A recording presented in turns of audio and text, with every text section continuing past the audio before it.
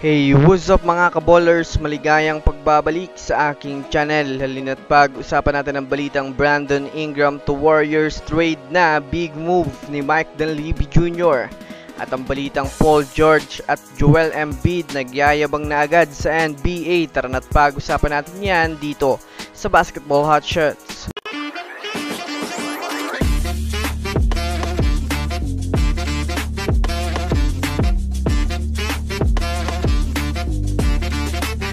Una nga muna tayong dumako mga kaballers sa naging pagyayabang ni na Joel Embiid at Paul George sa NBA sa susunod na season.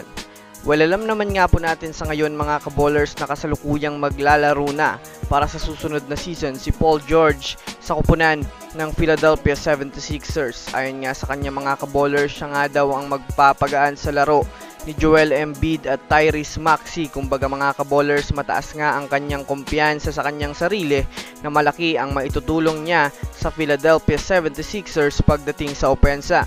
Habang sa parte naman nga pa mga kaballers ni Joel Embiid, handang-handa na nga daw siya sa susunod na season mga kaballers para talunin ng Boston Celtics. Dagdag pa nga niya mga kaballers, kapag hindi nga daw siya na double team at nabibigyan siya lagi ng magandang posisyon ay talagang 50 points nga daw ang maitatala niya lagi na puntos.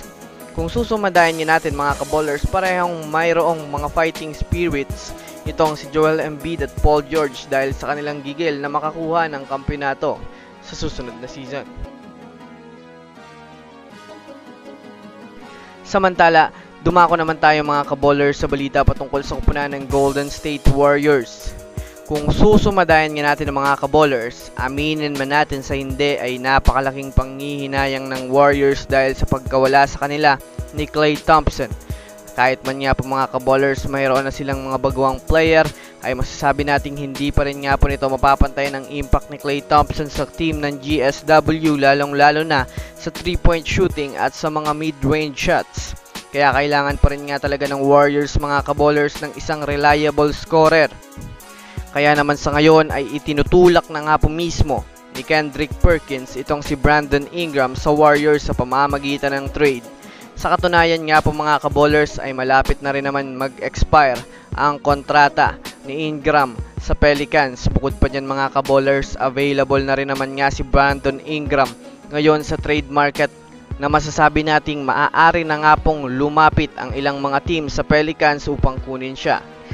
Ayon pa nga po mga kaballers kay Kendrick Perkins, maaari na nga pong gamitin ng Warriors ang kanilang ibang mahahalagang player para makuha itong si Brandon Ingram, na masasabi nating isang magandang move nga ito lalo pat nag-average nga itong si Brandon Ingram ng 20 plus points per game, na kung susumadayan nga natin mga kaballers, malaki ang maitutulong nito sa kanilang front court at kay Stephen Curry sa pagbubuhat ng team.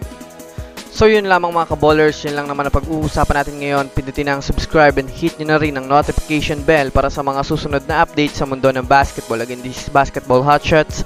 Thanks for watching.